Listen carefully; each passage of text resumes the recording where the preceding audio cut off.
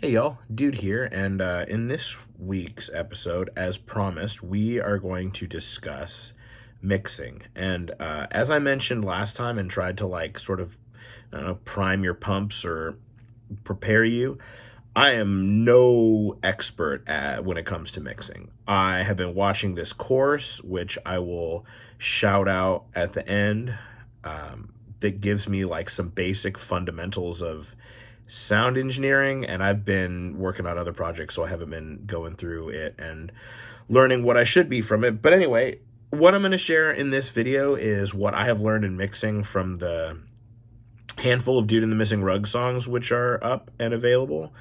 And then this other project that I've been working on where I've been doing way more of those 59-second songs. So I have finished 20 something of them. So I've had the opportunity to mix down an extra 10 or 20 songs since the last time I had this video. So I'm going to share with you what I've learned. And it's really not a lot and nothing is really fancy, but stick around and maybe you might learn something that you didn't know before. And for most of this video, I'm going to have it turn the other way so you can see the screen, because that will make more sense than trying to explain it the other way. And if you don't use Logic, you can still glean the basics from what I'm going to do and then apply it to your digital audio workstation. But since Logic's what I have and what I use, that's what I'm going to share with you in this video. So without any further ado, let's get to it. All right, so I'm going to hit play on this, and actually I'm going to come out and loop it. It shouldn't, just in case it takes more time than like 59 seconds to explain this, I'll loop it, and then just come up here and hit play. So, and I don't have the sound on so you can't hear it, but this is basically the general idea of what you want to do. Each of these, and then in Logic you bring this up by bringing up the mixer, which is like X, uppercase X. So what the goal is to get as close to you as you can, or my goal is, what I'm trying to do is for the stereo out input, which is this one, it's your ultimate output. The goal is to have it as close to -11 as you can for most of the song, because -11 is I don't remember why that's the right number, but, and the other thing you want to do is try to avoid clipping if you can. So clipping is when this goes all the way up into the red. And so you can see for these two drum tracks that it peaks up here because the level is only at -3, and then that brings the total to -4.9 for this one. And I had been, at first, I was taking each drum and panning it to the left and panning it to the right so it sounded more full. But I don't know that actually does sound more full, and for reasons that I'm going to talk about later, that's not really going to be an important thing for me going forward. But anyway, so, and again, because this is, if I would be to remixing this one, I would lower these drums down so that they're not clipping. And then this is the bass, and I have to have this way down because it really booms and it overpowers everything else. And then this is like the lead line, and you want to have that cut through the mix, so you want it to be a little bit loud, but you want it to be don't want it to be too loud so that it overwhelms the entire mix. And overall, the most important thing is to keep an eye on this. Now, at first, I was mixing things at way down at -11 because I was under the impression that, this is a whole, what I'm about to say next is like an entire religious debate, which I don't really, not trying to start, but my understanding is that one group says that you have to mix everything at -11 because SoundCloud and Spotify will, that's what their ceiling is, or that's what you're supposed to do in order to meet what their loudness standards are, right? But then I saw something else about how celebrities and rock stars, like actual stars, mix theirs way louder. So instead of being -11, they're between -5 and -6.5. So I'm trying to mix my stuff louder so that it'll come through louder, because there was an old school thought that louder is always better. But the main takeaway that you should get from this mixing is try to avoid having any yellow if you can in these bars. So like here where where, as I've been talking, how it's goes up into the yellow, that you don't want that. You ideally want to keep it at 11, no higher than -11 down here. And get that all the way across the board. And then mix the total overall. This is the stereo out. This is the total output of your track.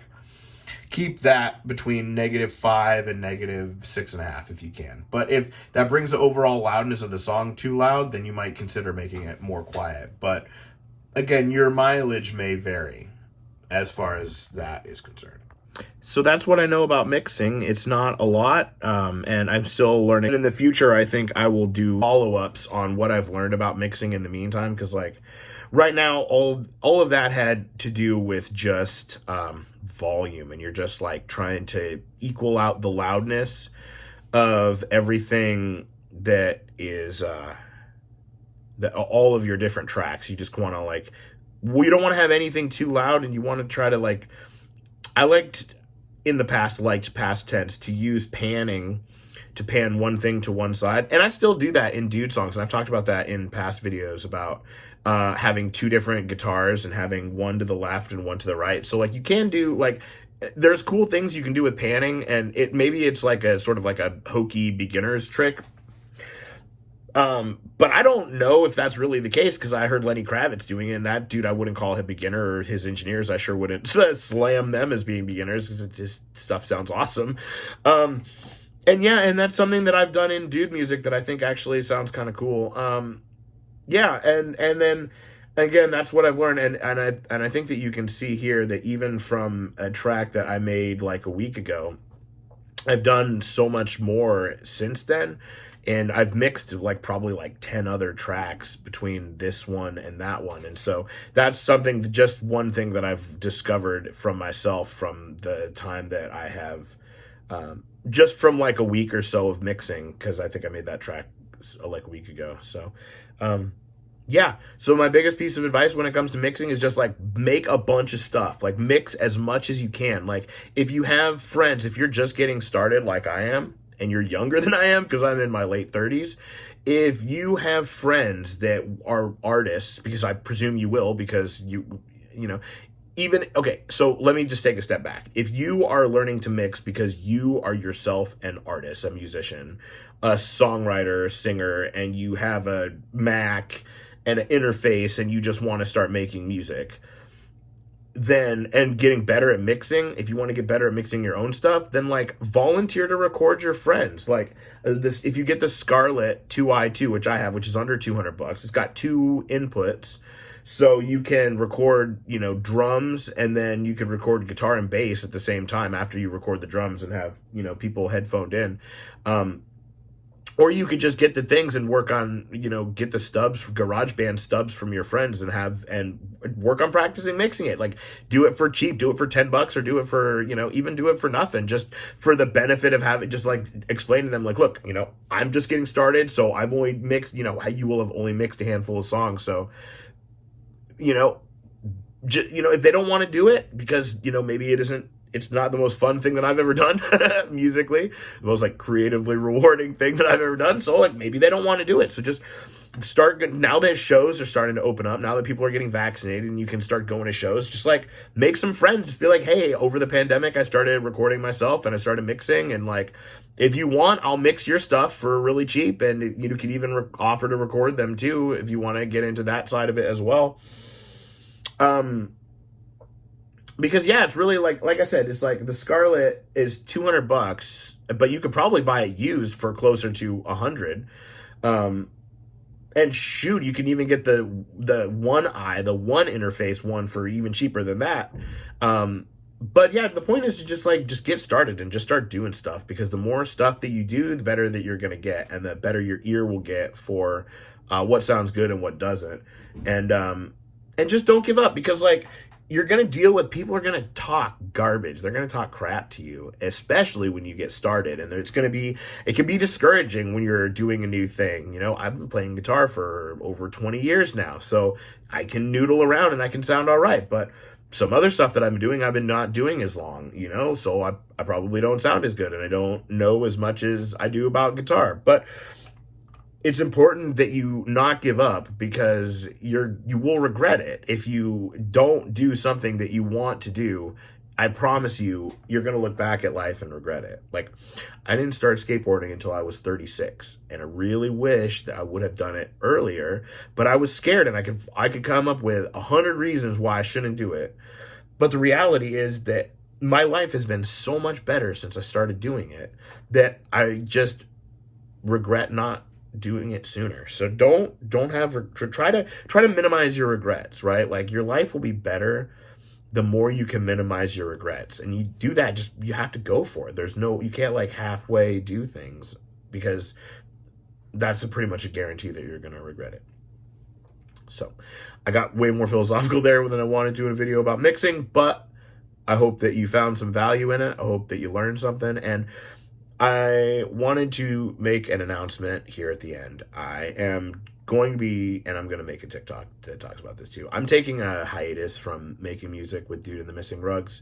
I have really enjoyed learning about all that, about making my own music and playing drums again and recording it. And, but I'm going to take a break from releasing once a month, and I'm going to collaborate with some other artists and get some lyrics. So when the next release happens, it's going to be an EP that I will mix, and then it'll actually have words. And instead of like putting the pressure on myself to like, oh, the next thing has to have words, I'm going to work on a different project, which I'm going to talk about at some point in the future. Not today, not this week, and probably not next week either.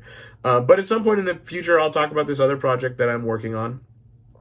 And but in the meantime, yeah, Dude and the Missing Rugs is on hiatus. It's on extended vacation, and we'll be back with music later. But for now, I'm just going to keep it to TikTok content and this other project. And I will still make weekly videos where I talk about my influences, because I think that might be interesting to some people. And I want to have an avenue and outlet to talk about music, and I kind of like rant about it, because I love it, and I love music, and I love to talk about it, and I don't want to stop doing that, and I don't want to bug my wife with it, because she doesn't love music in the same way that I do. And that's cool, and it's not bad. It's a good thing, because I'm glad that we're not exactly the same people. But at the same time, Bruiser's coughing. But at the same time, I do enjoy having this outlet to talk about music. And so I'm going to keep doing it. And I will come to like revisit some of these videos in the future, the sort of like mixing in particular. But yeah, for now, that's all I got to say. I hope you found some value from this. I hope you have a very nice day and a most excellent week. Cheers.